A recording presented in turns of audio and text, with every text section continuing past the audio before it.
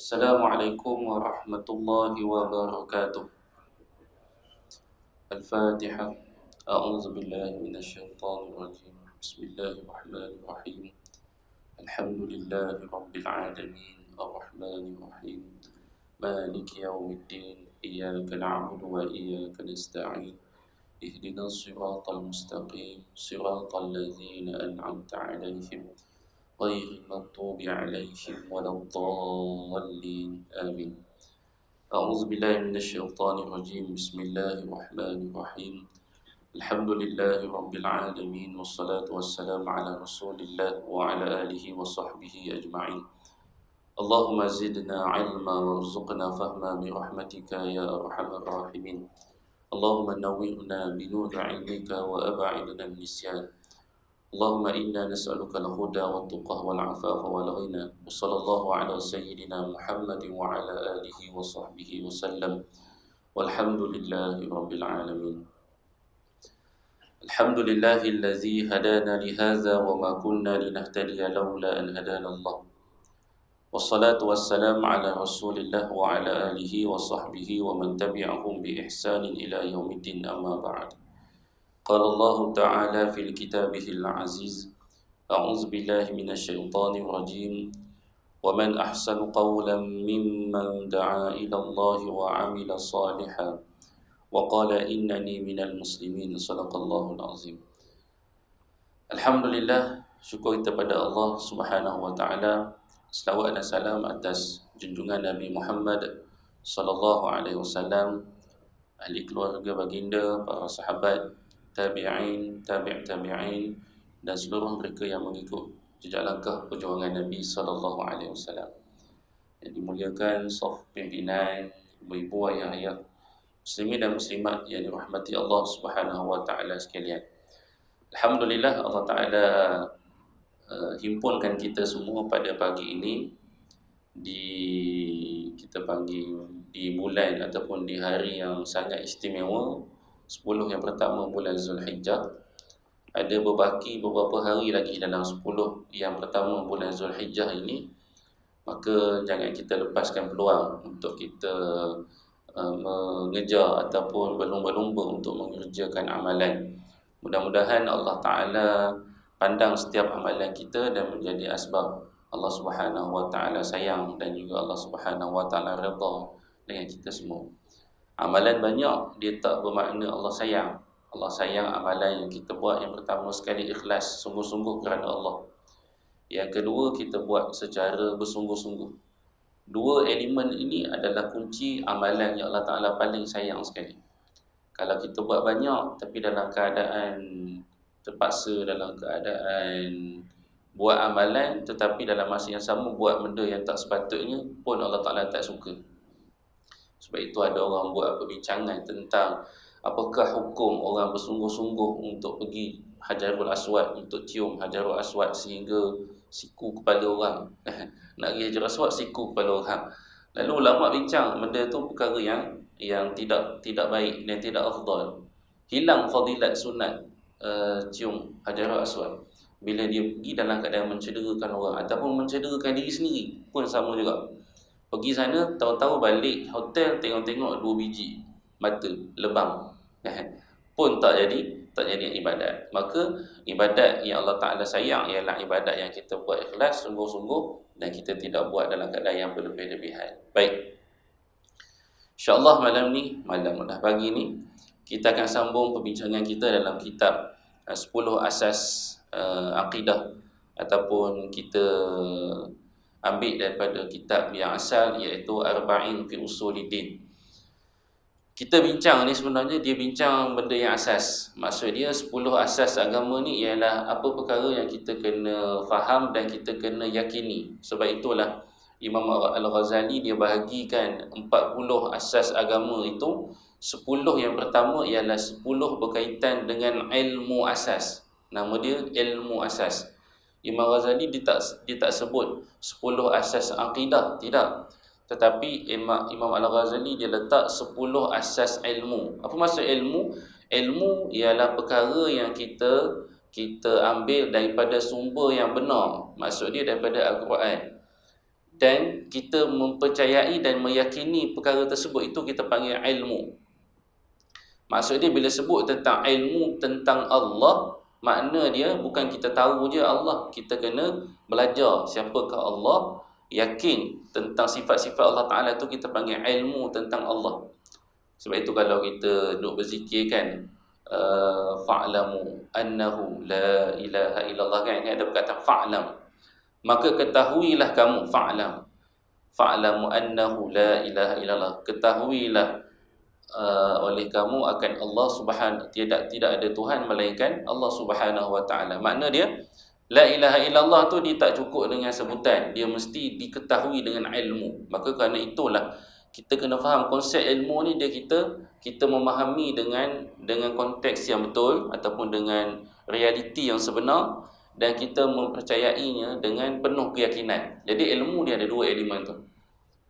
Betul pada sumbernya, dapat sumber dengan betul. Yang kedua, kena percaya sungguh-sungguh, maka tu kita jadi ilmu. Baik. Jadi ilmu yang pertama yang kita bincang sebelum ini ialah ilmu, asas ilmu yang pertama, iaitu kita mengetahui dan mempercayai Allah Ta'ala itu wujud dengan zatnya, ataupun disebut dengan sini asas yang pertama, mempercayai tentang zat Allah Subhanahu wa taala. Kena tahu Allah Ta'ala ini wujud dengan zatnya, ataupun dengan zat Allah yang tersendiri.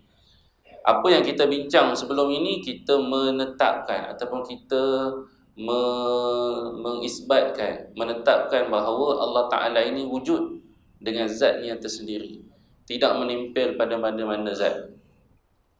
Okey, yang kedua kita akan masuk pada pagi ini, iaitu bahagian yang kedua, iaitu bab berkaitan dengan menyucikan Allah ataupun taqdis, mentakdiskan Allah daripada perkara-perkara yang tidak layak bagi Allah Ta'ala. Al-aslu sani fi taqdis, asal ataupun prinsip yang kedua iaitu fi taqdis, dalam kita mensucikan fahaman kita tentang Allah Subhanahu wa taala. Sebab ada orang bila sebut tentang Allah Ta'ala, dia masih lagi bercampur baur tentang sifat Allah ini. Ada juga dia letak sifat Allah pada sifat makhluk.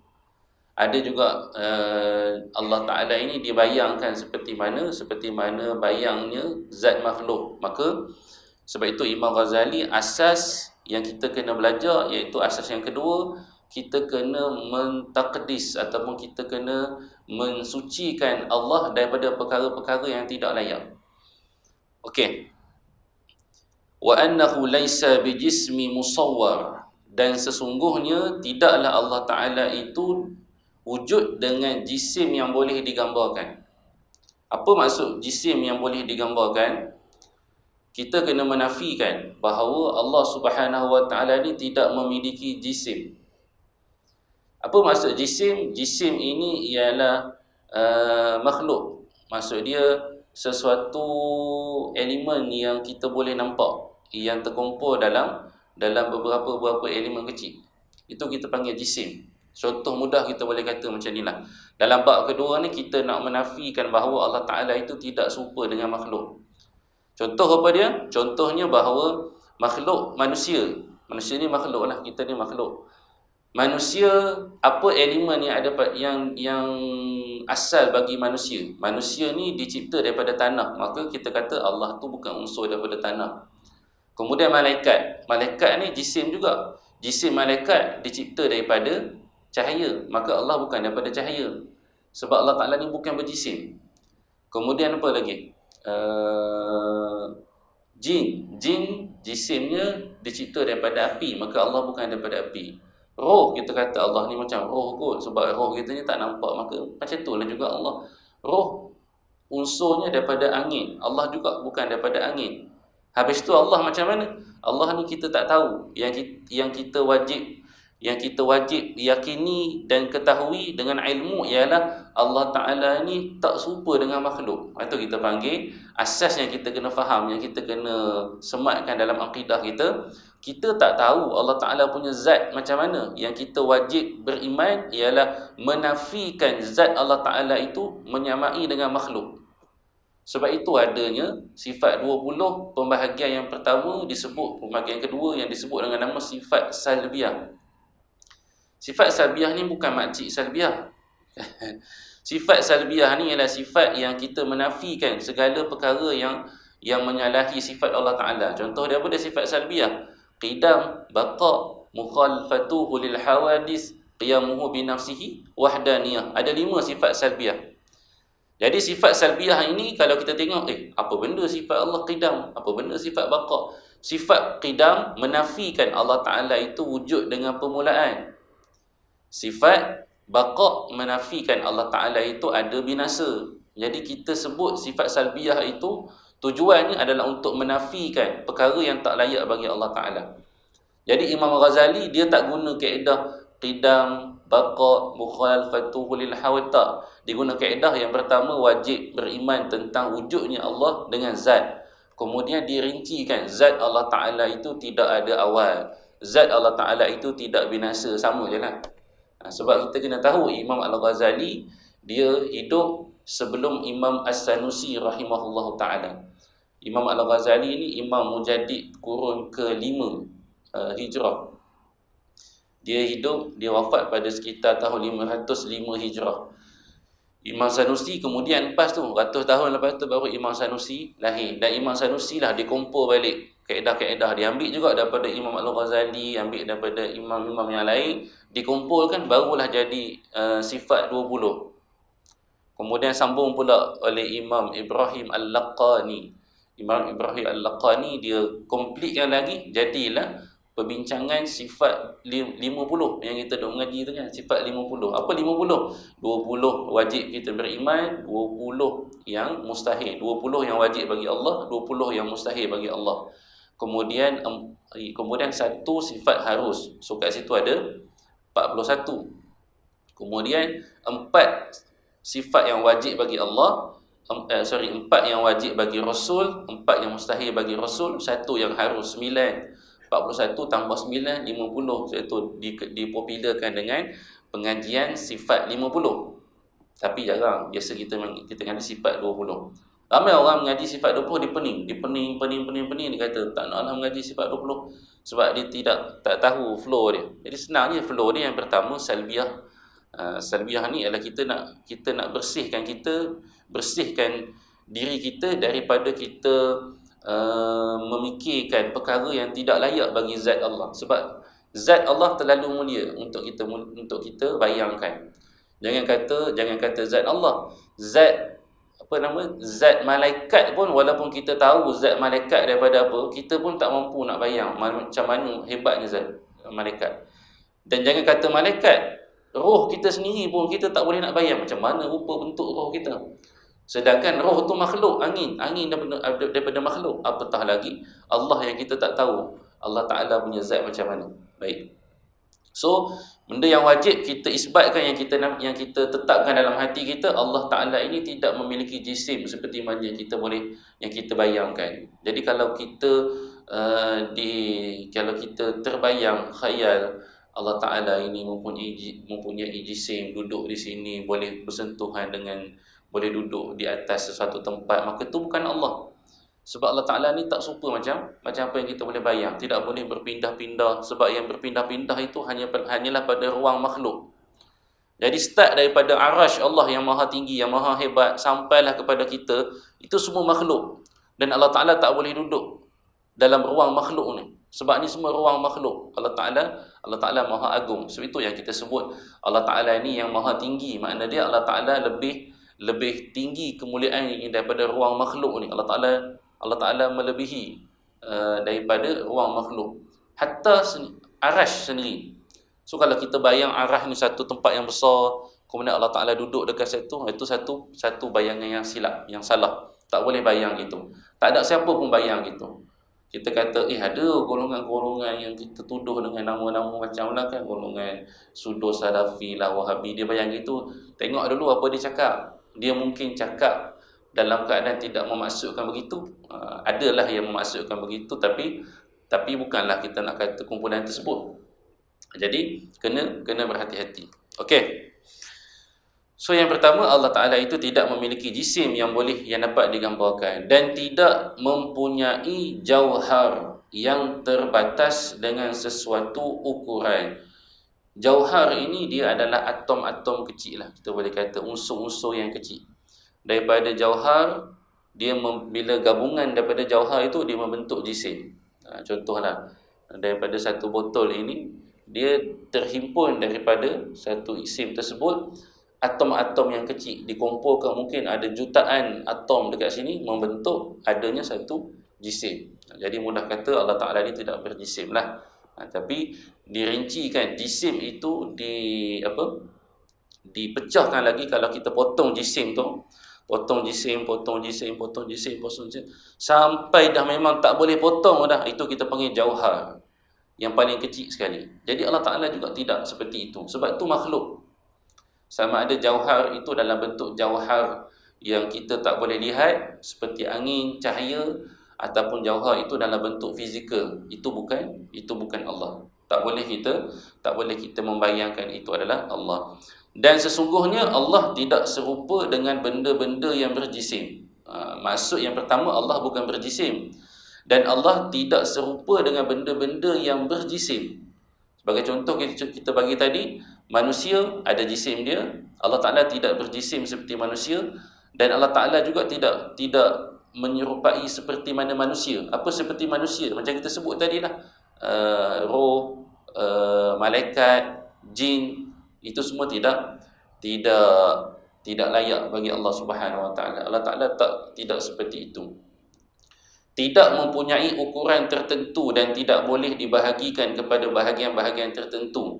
So zat Allah Ta'ala ini, dia bukanlah satu benda yang boleh diukur tinggi, panjang, luas, ukur lilik yang tak ada. Itu bukan Allah. Sebab itu adalah sifat bagi jisim. Jadi Allah Ta'ala bukan jisim. Kita laju je lah ini kan. Sesungguhnya Allah bukanlah jauhar yang dapat ditempatkan padanya segala jenis jauhar, dan dia bukanlah arad yang dapat ditempatkan pada segala jenis arad. Okey, apa jauhar, apa dia arad?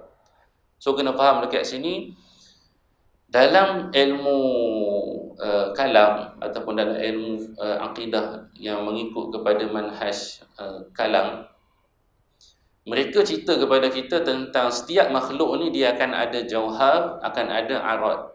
Itu adalah makhluk. Maksud dia, apa yang dimaksudkan dengan jauhar? Jauhar ini ialah zat. Kita ini jauhar kita. Tercipta daripada tanah. Apa sifat yang ada pada jauhar kita tu disebut dengan nama arad.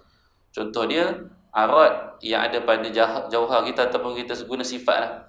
Sebab kalau ikutkan bahasa akidah dia, sifat itu kita letak pada zat Allah Ta'ala. Contohnya, Allah memiliki sifat, zat Allah memiliki sifat. Apa sifat Allah Ta'ala? Yang maha berkuasa, yang maha berkehendak. Itu sifat. Bagi kita ada jauhar dan kita ada arad. Arad ni adalah sifat kepada fizikal kita, ataupun sifat kepada jasad kita. Itu kita panggil arad. Maka Allah Ta'ala tidak ada arad yang menyamai seperti mana kita. Contoh, kita ambil air. Air, kita tahu air, dia punya fizikal dia berlendir macam tu lah, macam cair kan. Dia bukan pepejal. Apakah sifat dia? Dia boleh sejuk dan panas dengan mudah. Contoh tu sifat dia.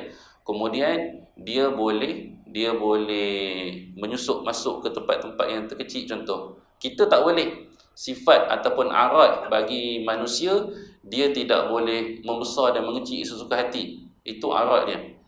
Kemudian arad bagi manusia ini, dia ada arah kanan, kiri, depan, belakang. Itu arad. Itu sifat yang ada pada jasad kita. Kita ada depan, kita ada belakang, kita ada kanan, kita ada kiri. Baik. So Allah Ta'ala tidak ada macam tu. Tak boleh kita kata, okey, Allah macam ni. Okey, ni belah kanan Allah, ni belah kiri Allah. Dia tidak macam tu.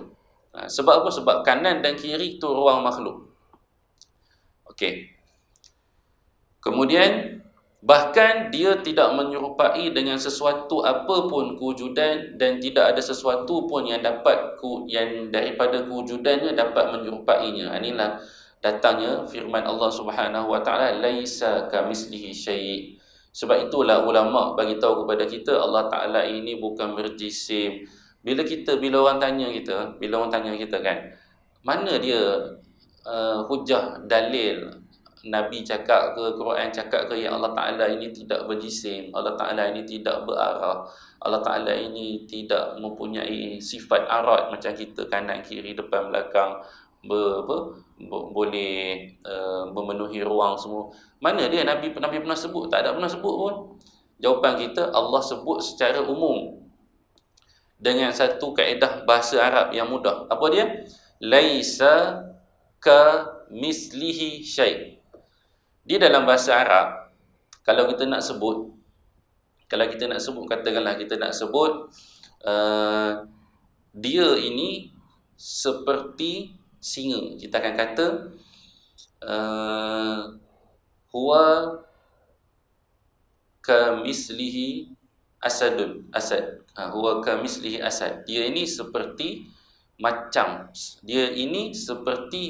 singa. Maksudnya adalah sikit-sikit gaya-gaya macam singa, tak kuat sangat. So nak kata apa? Mungkinlah dia punya kadang-kadang dia terjerit kuat. So dia kata huwa kamislihi asad. Contoh kita kata dia ni seperti macam. Maksudnya kita masih lagi tak kuat. Kalau kita kata dia ni nampak macam singa, maksudnya banyak watak-watak singa dia, sebab dia garang, cakap pun jenis cakap biasa je, tanya nak makan pergi mana kan, dia nak makan pergi mana tu macam ajak gaduh kan, kau nak pergi mana? Memang macam singa semua. Kita panggil huwa kal asad. Dia tak ada misli dah, huwa kal asad, dia buang dah misli. Huwa kal asad, dia ni macam singa. Kalau dia memang singa betul, setiap masa mengamuk kita kata huwa asad, dia ni singa. Maksud dia ni memang singa sungguh lah. Perangai dia memang betul-betul singa, nampak sangat. Tapi dia terbalik. Bila kita tambah laisa kat depan, kalau sebut laisa ka mislihi syai', Allah Ta'ala gunakan. Kalau kita kata Allah itu laisa syai', Allah itu bukan macam makhluk. Mungkinlah ada gambaran lain. Oh, mungkin Allah Ta'ala ni bukan jasad macam makhluk. Allah Ta'ala ini jasad macam lain kot. Maksudnya Allah masih lagi kita, bukanlah ni contohnya, masih lagi kita boleh bayangkan, oh makhluk, katakanlah makhluk ini macam ni rupa dia kan, tinggi macam ni. Oh, mungkin jasad Allah berbeza, mungkin jasad Allah tinggi lagi pada kita. Sebab apa? Sebab gambaran dia kita disebut laisa kal manusia lah kan. Allah Ta'ala ini bukan manusia. Tapi bila tambah laisa ka mislihi syai', maksud dia Allah Ta'ala bukan seperti macam manusia langsung. Maksud dia semua sifat-sifat fizikal yang ada pada manusia ni memang tak ada satu pun menyerupai Allah Subhanahu Wa Ta'ala. Jadi bila sebut tentang ayat laisa ka mislihi syai', kita boleh faham kaedah bahasa Arab itu menunjukkan bahawa penafian yang sangat-sangat kuat bahawa Allah Ta'ala ni berbeza langsung dengan makhluknya. So faham kat situ ya. Risau juga guna bahasa pelik-pelik pagi-pagi ni kan. Adalah bulan-bulan awal Zulhijjah ni ada yang puasa, so dia takut jam nanti. So faham mudah kat situ lah. Bila Allah guna perkataan laisa ka mislihi syai', Allah Ta'ala menafikan tentang semua yang melibatkan zat makhluk. Contoh kalau kita kata makhluk dia ada umur, so Allah tak ada umur. Makhluk ini dia boleh bergerak kanan dan kiri. Allah Ta'ala tak bergerak kanan dan kiri. Sebab Allah Ta'ala ini dia tidak masuk dalam ruang. Manusia boleh naik turun. Allah Ta'ala dia bukan, sifatnya bukanlah jasad atau bukanlah zat. Allah Ta'ala itu boleh naik dan turun. Sebab apa? Kalau naik dan turun dia adalah satu jisim. Baik. Kita kena faham dekat situ ya. Okey.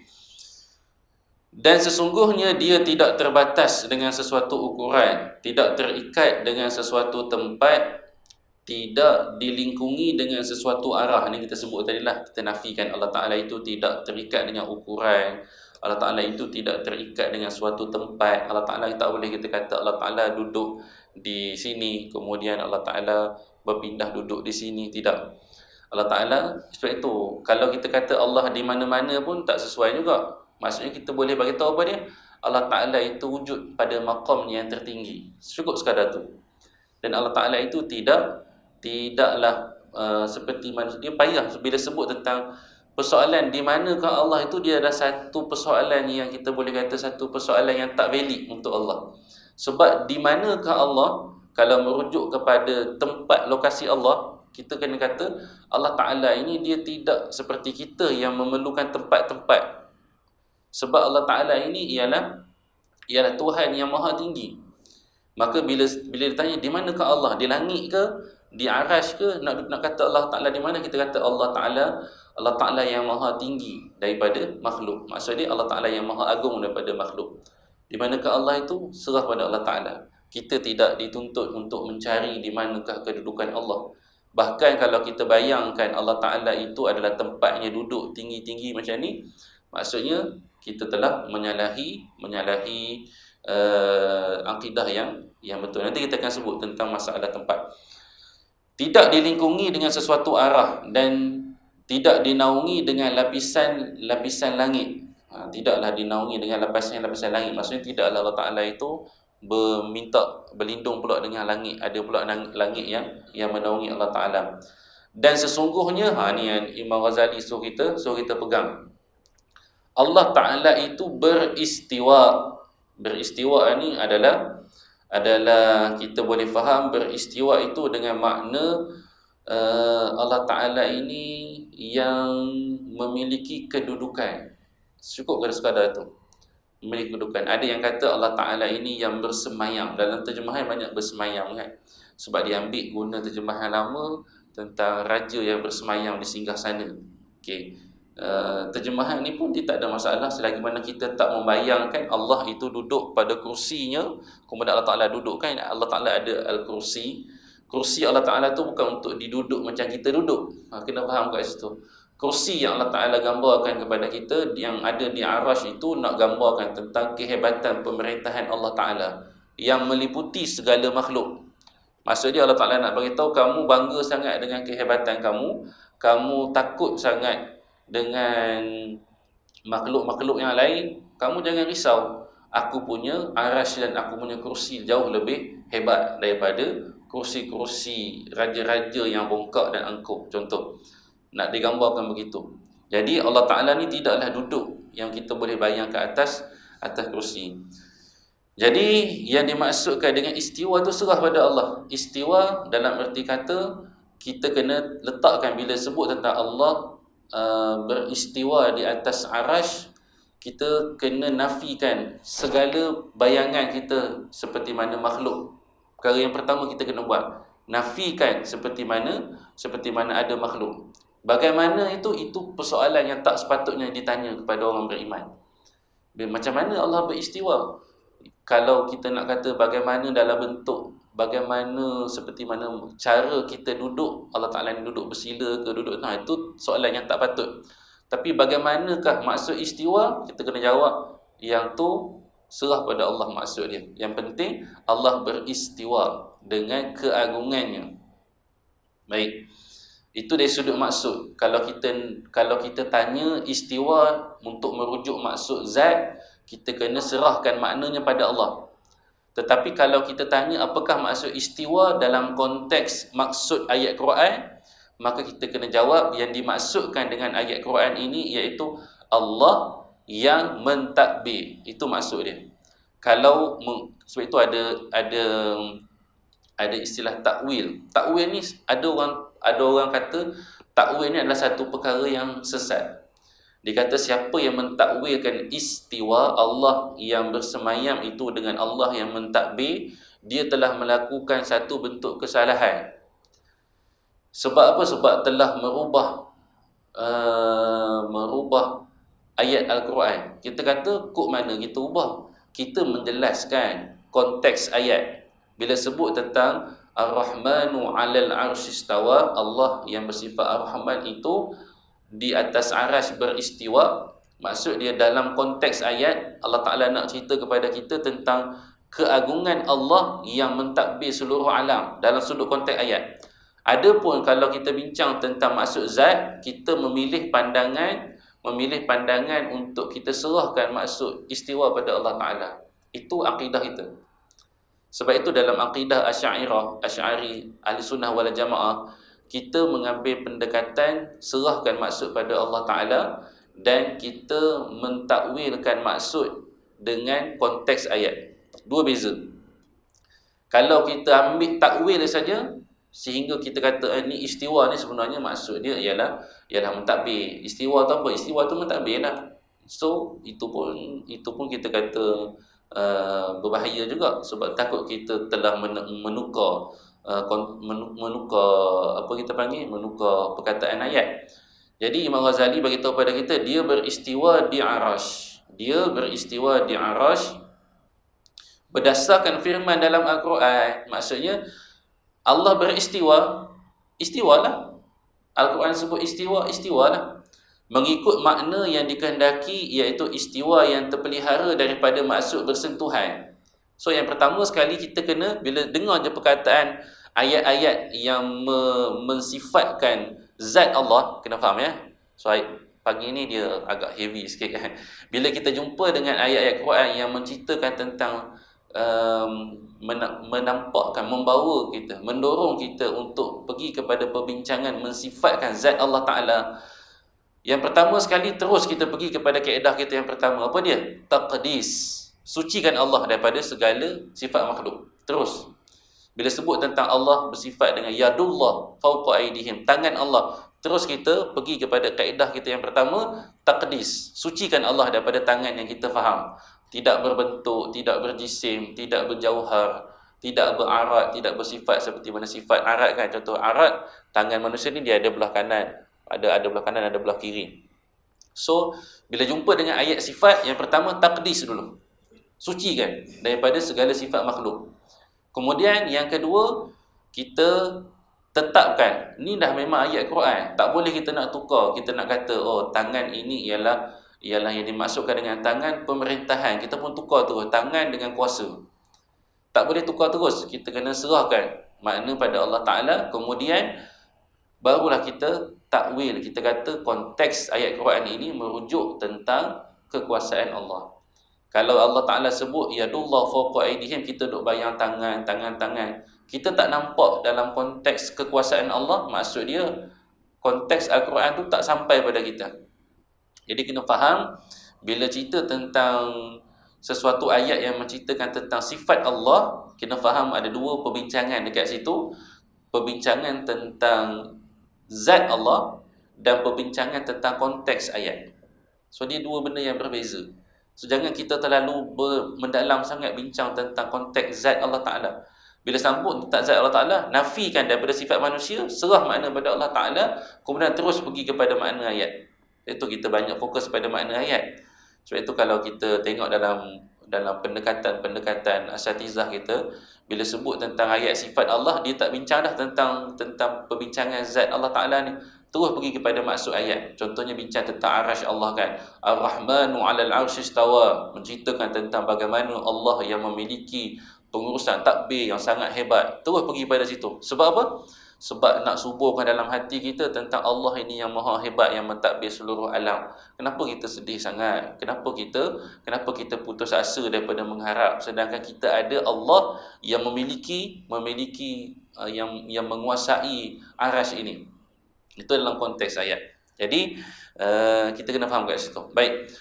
Kemudian tadi kita sebut menafikan ataupun kita membersihkan Allah. Maksud dia istiwa terpelihara ataupun bebas daripada maksud bersentuhan, menetap dan berada di satu tempat. So kita kena bebaskan. Jangan kita bayangkan istiwa dengan makna Allah ini bersentuhan seperti mana makhluk bersentuhan dengan arasy. So benda tu tak boleh dibayangkan. Sebab tu bukan zat bagi Allah Ta'ala. Juga tidak bergerak dan berpindah daripada satu tempat ke tempat yang lain. Allah di langit, kemudian turun ke bumi. Itu benda yang tak boleh bayangkan. Habis tu hadis berkaitan dengan Allah turun di setiap 1/3 akhir malam tu macam mana? Bincang tu kan. So kita bincang dalam keadaan yang pertama sekali, ruang langit ini adalah ruang makhluk. Jadi Allah Ta'ala dia tidak masuk dalam ruang makhluk. Yang dimaksudkan dengan Allah yang turun dalam 1/3 malam, kalau kita bayang Allah ni duduk dalam makhluk, kemudian daripada langit, daripada arash turun sampai ke bumi, so akan timbul pula satu persoalan. Allah dengan arash mana lagi besar? Allah dengan langit pertama, langit kedua mana lagi besar? Sampai Allah Ta'ala boleh turun macam tu. Jadi mudah kata kita kata Allah tak masuk dalam sifat makhluk ni. Yang Allah Ta'ala nak bagi tahu kepada kita, maksud dia baru kita pergi takwil. Tadi yang pertama kita takdis dulu. Bersihkan Allah. Allah Ta'ala ni bukan sifat Allah. Kalau kita bayang Allah turun daripada tinggi turun ke bawah, itu bukan Allah. Itu adalah sifat makhluk. Sebab sifat makhluk ni dia berpindah-pindah daripada satu tempat ke satu tempat. Jadi Allah Ta'ala macam mana? Allah Ta'ala ni adalah takwil dia. Allah Ta'ala nak bagi tahu siapa-siapa yang bangun 1/3 malam, Allah Ta'ala memberi tumpuan yang lebih untuk dia. Itu maksud ayat, konteks ayat. So kena faham kat situ. So jangan kita terlalu literal nak faham Allah turun. Maksud dia Allah Ta'ala ni ke atas, kemudian turun kat bawah. Jadi dia jadi satu akidah yang salah lah. Okey. Arash tidaklah menanggung dan memikul Allah. Jangan kita kata Allah, arash ni terpaksa menanggung Allah. Jangan kita kata macam tu lah. Sebab kalau kita bayang arash yang Allah Ta'ala buat besar, arash ni besar, kan? Arash ni sangat besar.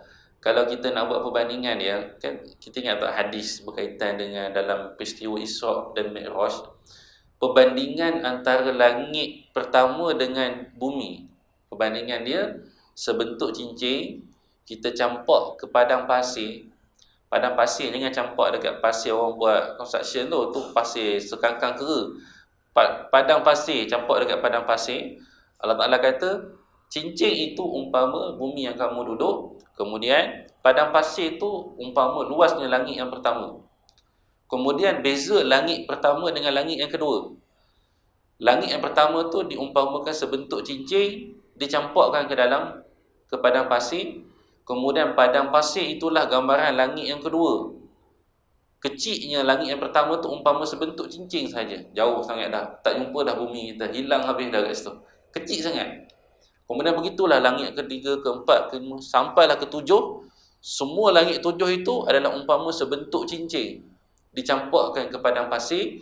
Kemudian perbandingan langit seluruh yang ada di langit yang ketujuh ni, dan juga dengan arash Allah Ta'ala, seumpama sebentuk cincin. Itu adalah keseluruhan langit 1, 2, 3, 4, 5, 6, 7 tu. Dan seluas padang pasir itu umpama kehebatan arash Allah Subhanahu Wa Ta'ala yang maha hebat. Habis tu Allah macam mana? Allah maha agung daripada arash, maha hebat daripada arash. So tak boleh kita kata arash itu adalah tempat untuk menanggung Allah, ataupun tempat untuk Allah Ta'ala duduk seperti mana kita bayangkan untuk makhluk. Okey, itu Imam Ghazali beritahu pada kita. Dan para malaikat yang menanggung arash dipikul dengan kekuasaannya. Malaikat yang menanggung arash itu dipikul dengan kekuasaan Allah Ta'ala.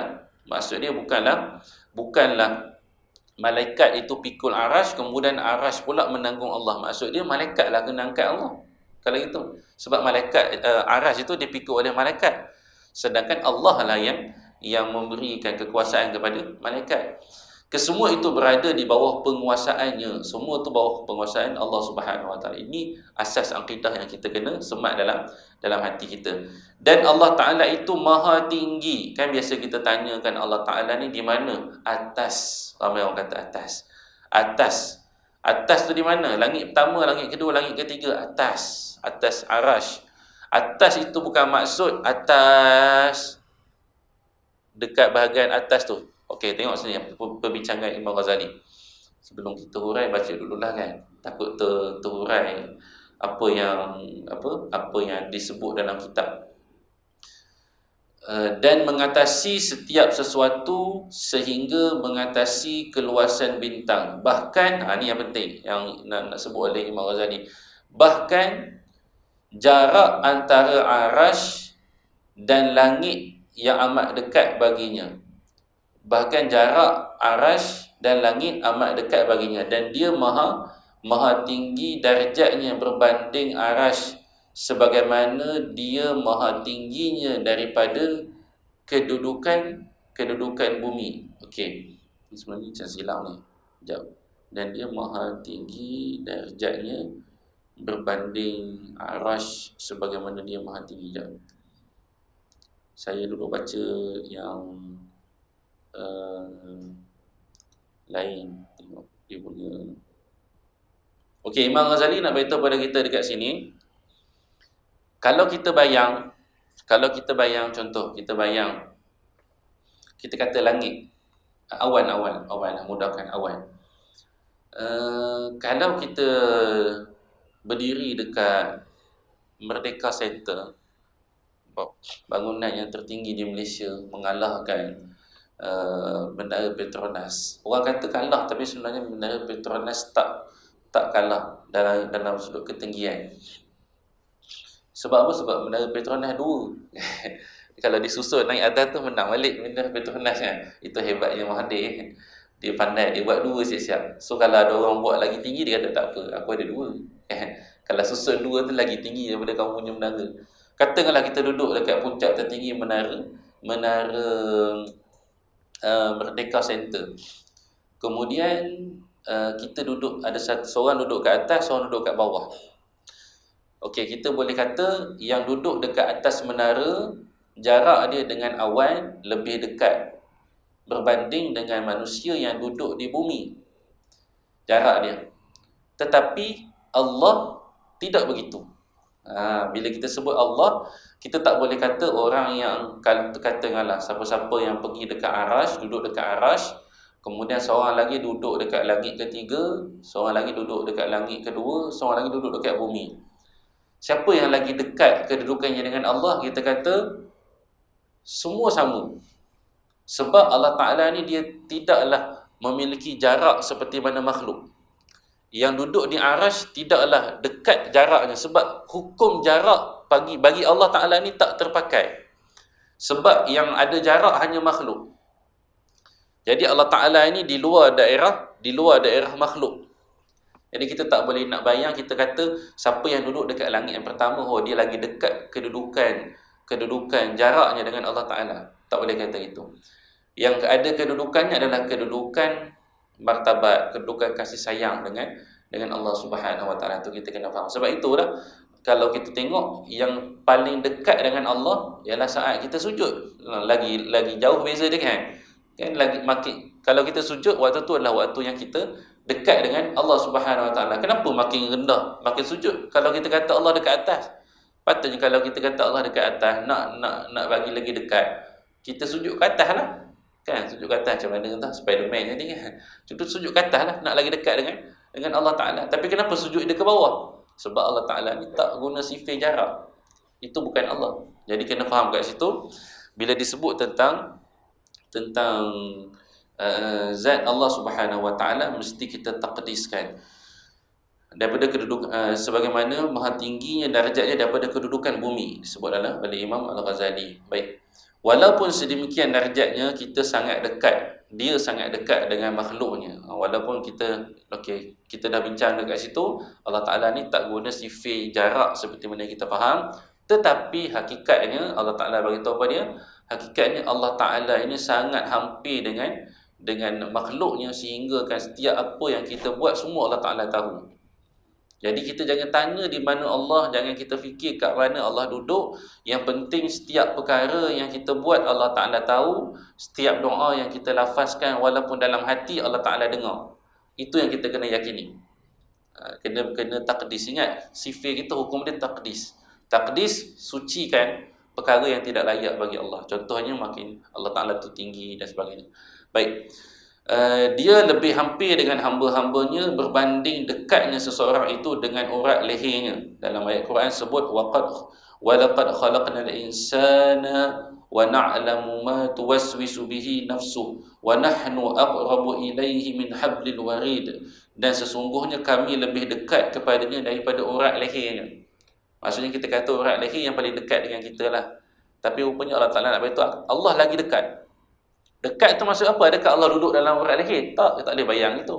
Maksud dia, jangan kita bincang dah pasal jarak Allah Ta'ala ni. Yang penting Allah Ta'ala dekat dengan kita. Itu je. Dekat tu dalam maksud apa? Dalam maksud metafora lah, dalam maksud yang bukanlah fizikal. Sebab nak beritahu tentang zat Allah Ta'ala tak boleh nak dibayangkan dengan fizikal. Justru tidaklah sama keadaannya yang dekat dengan hamba-hambanya seperti dekatnya jarak antara sesuatu jisim, sebagaimana juga tidak sama zatnya seperti zat jisim. Maksudnya tak sama dekat yang kita bayang, dekat kita dengan selangor, dekat kita dengan pahang. Jarak tu tak boleh nak bayang, tak boleh guna sifat itu dengan Allah, sebab Allah Ta'ala itu bukanlah zat yang berjisim. Dan sesungguhnya dia tidak bertempat pada sesuatu dan tidak ada sesuatu pun yang bertempat padanya. Maksudnya apa dia? Maksud dia, yang ni kena ambil sikit masa. Okay, masa sikit je. Okey, Allah Ta'ala tidak bertempat pada sesuatu dan tidak ada sesuatu yang bertempat padanya. Makna dia, Allah Ta'ala tidak bertempel pada makhluk. Sebab apa? Ada akidah yang sesat zaman dulu yang menggunakan kaedah sama ada al-hulul wal ittihad wa wahdatul wujud. Ada 3 istilah. Yang pertama wahdatul wujud, diguna istilah bahawa di mana-mana semua benda ni adalah Allah. All is one, one is all. Lebih kurang itulah kan. Lebih kurang itulah. Semua ini adalah satu, satu ini adalah semua. Itu dia panggil akidah pantheism. Akidah yang merujuk kepada wahdatul wujud yang sesat. Maksudnya dia kata kita ni Allah, sebahagian daripada Allah. Satu masa nanti kita ni adalah pecahan daripada Allah, limpahan daripada Allah, limpahan daripada Tuhan. Dia membentuk makhluk. So kita kata tak, kita bukan limpahan Tuhan, kita bukan sebahagian daripada Tuhan. Kita adalah makhluk ciptaan Tuhan. Sebab ada orang yang beriktikad begitu. Orang Melayu pun ramai di Gombak kan, lebih khusus lagi kan. Nantilah kita bincang kan. Ada orang sebahagian dia buat halaqah-halaqah, dia kata kan, kita ni wujud tak?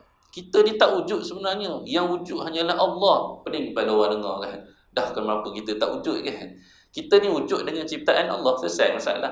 Dia kata kita ni sebenarnya tidak wujud. Yang wujud hanyalah Allah. Kita ni adalah bayang-bayangan Allah Ta'ala. Selesai. Ngarut. So, yang pertama wahdatul wujud, fahaman yang sesat. Ada pun wahdatul syuhud yang disebut dalam kitab-kitab, itu akidah yang benar. Apa maksud wahdatul syuhud? Wahdatul syuhud, kalau kita tengok orang pandang, dia pandang pokok, dia nampak Allah. Maksudnya dia nampak kebesaran Allah, hebat Allah Ta'ala. Dia pandang diri dia nampak kebesaran Allah dalam diri dia. Dia pandang awan, nampak kebesaran Allah. Dia pandang semua makhluk, dia nampak Allah di sebalik makhluk. Itu kita panggil wahdatul syuhud. Itu baguslah, tak ada masalah. Yang jadi masalah wahdatul wujud. Dia mengimani bahawa semua makhluk ni adalah limpahan daripada Allah. Okey, itu yang masalah dia. Kemudian ittihad. Ittihad ini ialah kesatuan kepada Tuhan. Ini pun ada dalam akidah kita panggil akidah batiniyah yang sesat. Dia berselindung di atas nama sufi sehingga rosak habis nama sufi. Sedangkan dia adalah akidah batiniyah yang sesat. Ittihad ni ialah meyakini bahawa kita ni akan bergabung kembali kepada Allah. Kalau kita buat satu perkara yang baik, satu masa nanti kita akan kembali bergabung kepada Allah Ta'ala, menjadi Allah Ta'ala. Sedangkan siapa buat baik dapat masuk syurga. Selesai masalah. Nak gabung dengan Allah buat benda. So kena faham kat situ. Adapun hulul ialah adanya fahaman-fahaman yang mengatakan bahawa Allah menyerap masuk dalam tubuh manusia sehingga dikata akulah Allah, contoh kan. Sehingga kata Allah masuk dalam aku. Kalau Syiah pula dia kata dia ni Tuhan, roh Tuhan ni dia masuk dalam imam dia, kemudian imam dia mati, lompat pula roh tu masuk dalam imam dia yang lain. Itu memang akidah-akidah yang berlegar di sekitar kita. Sebab itu kalau kita tengok di setapak dalam beberapa bulan yang lepas, ada orang kata sebenarnya Muhammad ni, Nabi Muhammad ni, dia kata Allah ni sebenarnya tak wujud. Sebab apa? Sebab dia baca sekerat. Dia kata tadi Allah Ta'ala ini tidak berjisim, tak boleh nak bayang. Kita, oh betul juga kan. So Allah ni apa? Allah ni tak wujud kan? Dia bayang kat situ. Kita bincang kenapa Allah Ta'ala ni tidak sama macam makhluk, tidak berjisim, tidak seperti makhluk, tidak bukan datang daripada cahaya, bukan datang daripada... Kita nak kata zat Allah itu terlalu agung untuk kita bayangkan. Itu kita punya akidah. Bagi dia, oh Allah Taala ni tidak berjisim, tidak bersifat dan sebagainya. Akhir sekali dia kata, oh Allah Taala ni dia bukanlah satu zat, dia nama je. Lalu akhir keluarlah pandangan dia kata Allah ini nama jawatan yang dipegang oleh Muhammad. So Muhammad tu ialah Allah sebenarnya. Dia kata Muhammad ni pegang jawatan dia Allah. Selesai masalah dia kat situ kan. Senang sangat buat kerja. Belajarlah betul-betul. Allah Ta'ala ni satu zat. Sebab itu Imam Ghazali tekan yang pertama, wajib beriman Allah Ta'ala itu wujud dengan zatnya tersendiri. Cuma zat Allah Ta'ala ni tak mampu untuk kita bahaskan. Maka lahirlah konsep taqdis, sucikan zat Allah daripada manusia. Kemudian bila mana orang ni pening kepala, bila dia faham taqdis itu menafikan kewujudan Allah, masalah. Sedangkan taqdis itu bertujuan untuk kita menafikan perkara-perkara yang boleh mengurangkan keagungan Allah Ta'ala. Itu tujuan taqdis. Tetapi silap faham, akhir sekali taqdis itu digunakan untuk menafikan kewujudan zat Allah Ta'ala. Akhir sekali ditempelkan Allah pada makhluk. Memang benda ni berlaku. So itu Imam Ghazali bagi tahu, dan sesungguhnya dia tidak bertempat pada sesuatu. Allah Ta'ala tidak menempel pada mana-mana makhluk. Akidah ni dipegang oleh akidah yang sangat banyak. Bukan sangat banyak, sangat berleluasa daripada dulu sampai sekarang. So itu kalau kita dengan pelik, kira kita panggil apa nama dia punya ketua dia dekat setapak dia buat Hadi kan, apa nama dia, agama dia Hadi, dia bukan nama dia kan.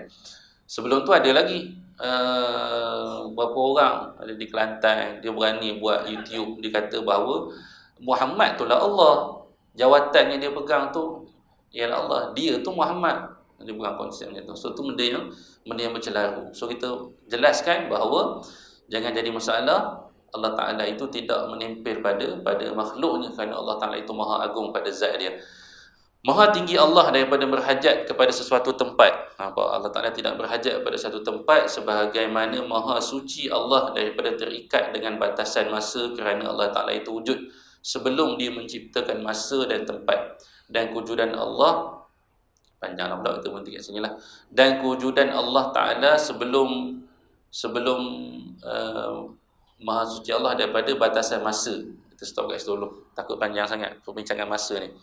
Jadi kita berhenti dekat sampai kita mentakdiskan Allah Ta'ala daripada jisim. So nanti kita akan masuklah perbincangan berkaitan dengan kita bersihkan Allah daripada keterikatan dengan masa. Okay, ya? Jadi untuk pagi ni dia beratlah sikit belajar akidah ni kan, sebab nak bagi clear. Kita tak nak anak-anak ataupun generasi kita bila sebut tentang Allah, bila sebut tentang Tuhan, dia tak nampak tentang Allah atau apa. Sebab apa? Sebab terpengaruh dengan Tuhan-Tuhan kartun-kartun dia. Kena faham, sekarang ni banyak dah kita tengok cerita kan, Tuhan datang bergaduh dengan manusia. Tuhan pula ada macam-macam Tuhan, God of Thunder lah kan, nama Thor sekarang kan. Jadi budak-budak dia jadi pening. So kita kena clearkan akidah ini. Sebab benda ni benda yang sangat kritikal. Rosak generasi pada hari ini disebabkan mereka tak kenal betul-betul Tuhan, tak kenal betul-betul Allah, sehingga mereka membesarkan diri mereka lebih daripada Allah Ta'ala. Sebab mereka tak tahu kehebatan dan keagungan Allah Subhanahu Wa Ta'ala. Bila faham keagungan Allah Ta'ala, insya-Allah rasa tunduk pada perintah Allah dia akan subur, rasa takut untuk buat dosa Allah dia akan subur, rasa sayang pada Allah untuk buat perkara-perkara yang baik dia akan wujud. Kalau kenal betul-betul siapa dia Allah, siapa kamu, siapa kita ni, kita cuma hamba yang hanya diciptakan oleh Allah untuk melakukan ketaatan pada Allah Subhanahu Wa Ta'ala semata-mata. Okey. Jadi bab taqdis memang panjang, insya-Allah kita sambung pada pertemuan akan datang. Tak ada soalan kan? Kalau ada soalan simpan dulu. Kan yang pening-pening kepala kan berkaitan dengan masalah-masalah akidah ni boleh simpan dulu. Kita tak masuk lagi bab berkaitan dengan ideologi sesat tu. Nanti kalau masuk ideologi baru kita faham kaitan apa penting kita belajar akidah tentang sifat ketuhanan untuk menangkis ideologi yang sesat nanti. Wallahu alam. Aqulu qali hadza wa astaghfirullahal azim li wa lakum wa billahi taufiq wal hidayah. Assalamualaikum warahmatullahi wabarakatuh. A'udzubillahi minasyaitonir rajim. Bismillahirrahmanirrahim. Allahumma inna nas'aluka al-huda wat-tuqah wal-'afafa wal-ghina. Rabbana atina min ladunka rahmah wa hayyi' lana min amrina rashada. Wa sallallahu ala sayyidina Muhammad wa ala alihi wa sahbihi wa sallam. Walhamdulillahi rabbil alamin.